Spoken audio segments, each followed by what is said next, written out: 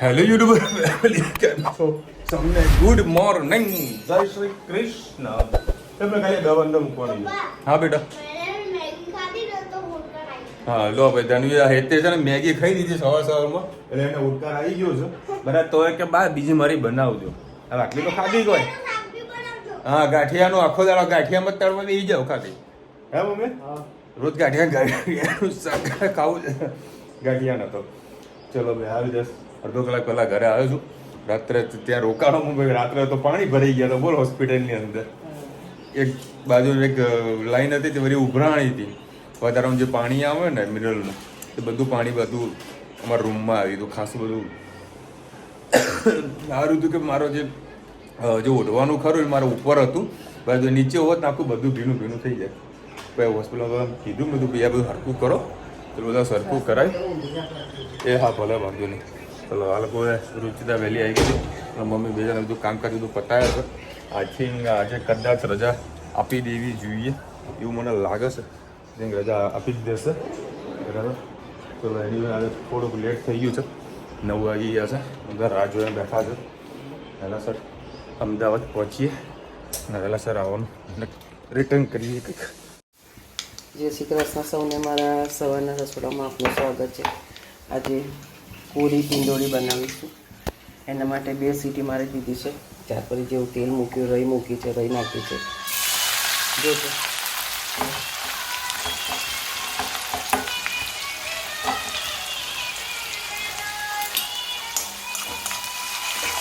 ઠીક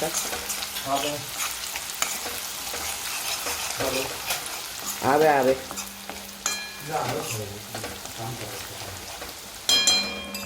એમ કે નીકળ જાય રુચિકા. વિશાલનો ફોન આવ્યો, જા જલ્દી. 1 ચમચી હળદર, 1 ચમચી મરચું, અડધી ચમચી હળદર, હિંગ, ગરમ મસાલો, ધાણા જીરું, સ્વાદ અનુસાર મીઠું. સરસ બધા મિક્સ કરી લઈએ.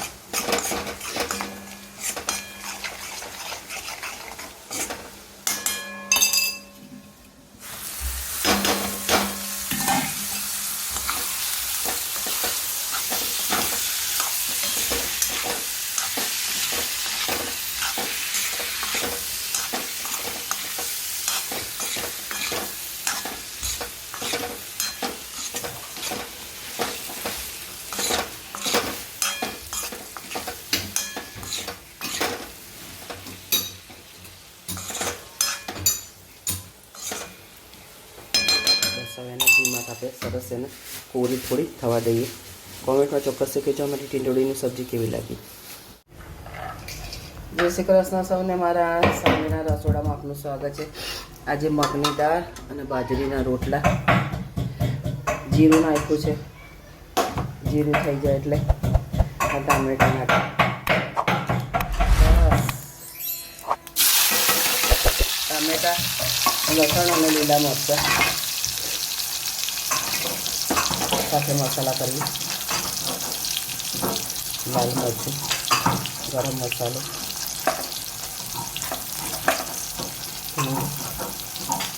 હળદર, ધાણા જીરું, સેજ મીઠું.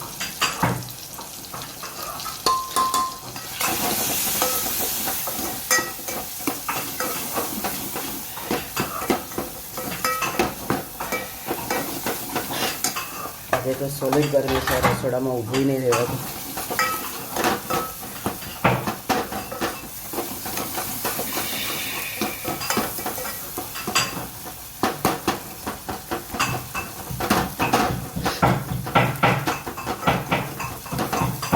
ટામેટા થોડા સોફ્ટ થઈ જાય એટલે કે દાળ બોઇલ કરી તે નાખી દઈએ.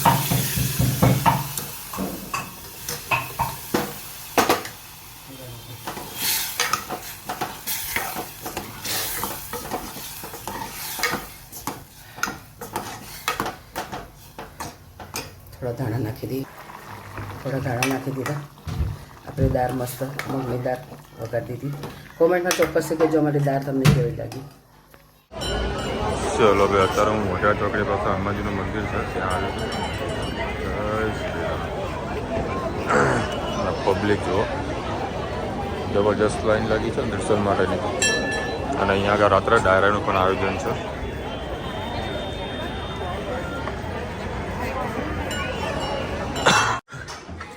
ચલો ભાઈ 10 વાગ્યા છે. મારે બબ્બીને હજુ એ રજા આપી એમ નથી. શું બનાવ્યું? દાળ, ગરમા ગરમ દાળ રોટલા ખાઈએ. બરોબરની ભૂખ લાગી છે અને એટલું મોઢું કડવું લાગે છે, જે ખાઈએ કડવું કડવું કડવું લાગે છે. ટેસ્ટ જ નથી આવતો જમવામાં. અને મારા હેતનરી એક્ઝામ પૂરી થઈ ગઈ છે, વેકેશન પડી ગયું છે, એટલે હવે બાપુ આમ કહીએ ને બહુ ફોર્મમાં હેડવાના છે. તડકામાં રમતો નહીં ને, હવે તડકામાં ફરતો નહીં ને. હા, અત્યારે ગરમી ભાઈ વધારે, આ બધું પાછું વેકેશન વધારે ધ્યાન રાખવું પડે. રુચિતા ઘરે હોય નહીં, બરાબર. અને બાના વળી આમાં કંઈક પંપાડે એટલે બા વળી હવામાં ઉડી જાય, એટલે બા કશું બોલે નહીં એને. હે ને?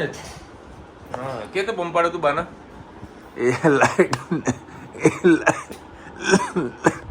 લાઈટ બોલો ક્યારનો કે લાઈટ લાવી, લેઝર લાઈટ લાવી, ટોચ ઉપાડીને લાયો. બાય ભાઈ ના ચાલ લાઈટ ચાલુ કરે ને. અમારા સોસાયટીમાં લાઈટો ઘણી વખત જા કરતી હતી રાત્રે, તો એ જ કંટાળે કે પપ્પા હમણાં લાઈટ અપાવી દો. ટોચ લઈને આવ્યો બેટા તું. આને ટોચ કહેવાય. હે બસ લઈ લેજો. હળો તને મસ્ત રોટલા શાક ખાઈએ. વિડીયોને એન્ડ કરીને જઈએ.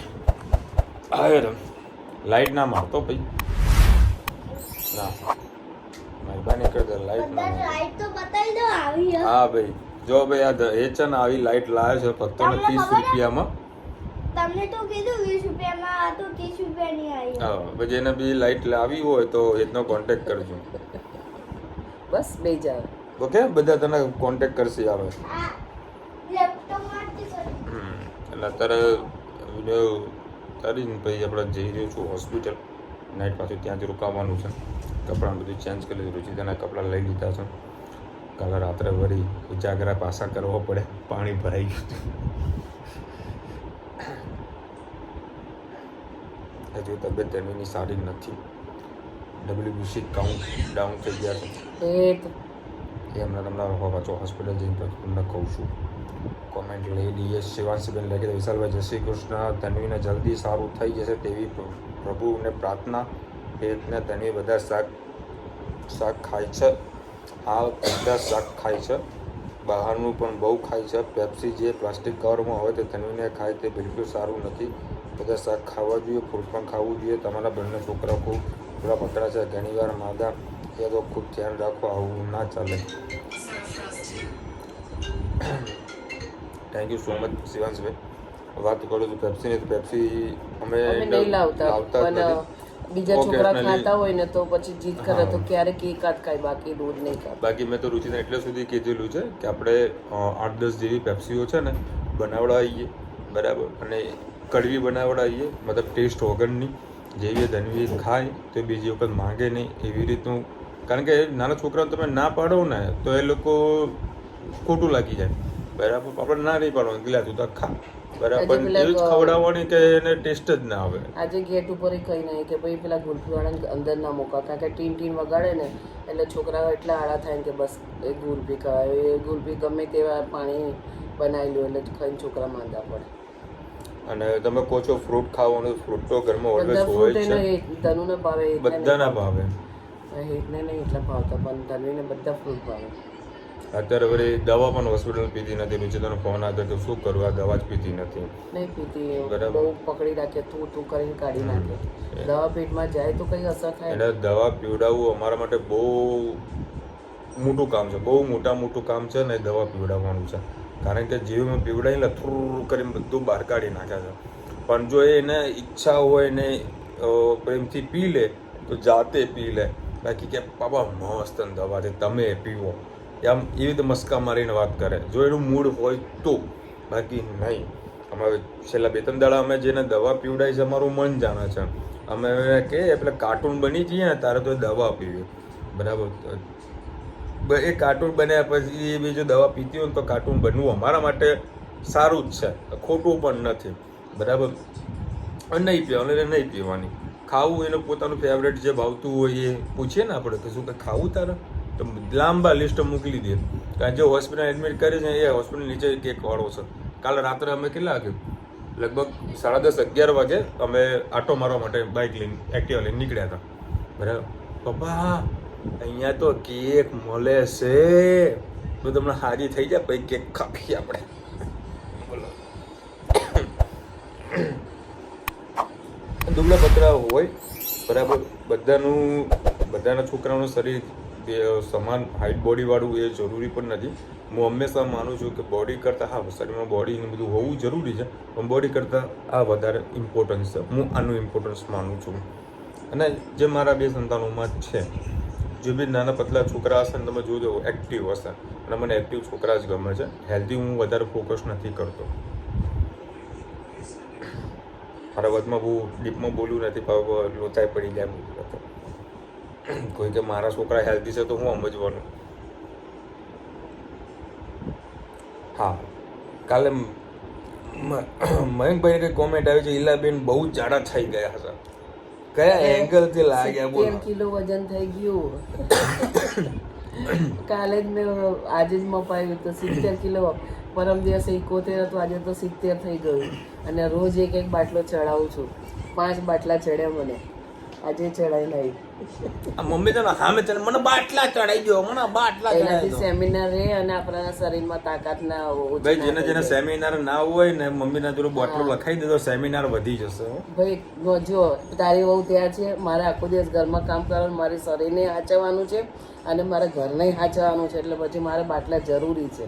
આટલા ચડાયા છે તો હું આટલું કામ કરી શકું છું, કે તો મારામાં તાકાત ના રહે. કારણ કે ખાંસી શરદી થાય ને આખું શરીરને તમને તોડી નાખે. સેમિનાર જતું રહે. હા બધું તોડી નાખે.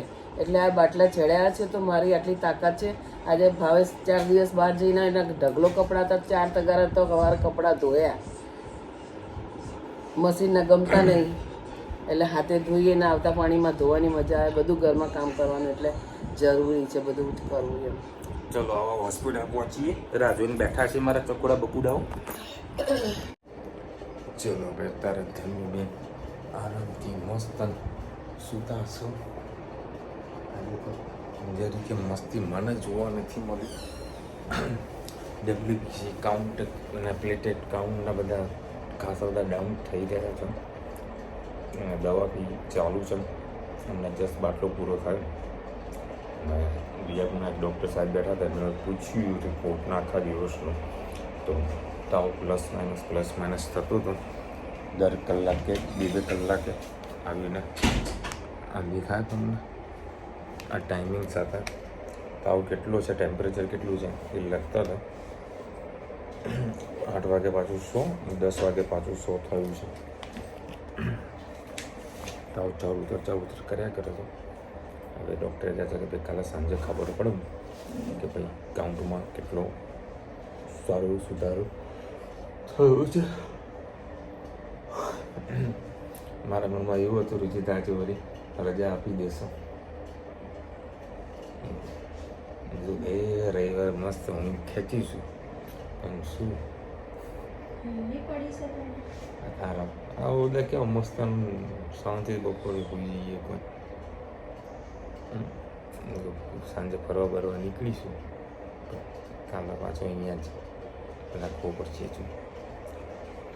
આઈ થિંક કાલે તો રજા નહીં આપે, પાછો સોમવારે જ આપશે. ધીરજ છે. ચલો મળીશું નવા વિડીયો સાથે, નવા મોજ મસ્તી સાથે. વિડીયો ગમે તો ફટાફટ લાઈક કરો, સબસ્ક્રાઈબ કરો. રાધે રાધે.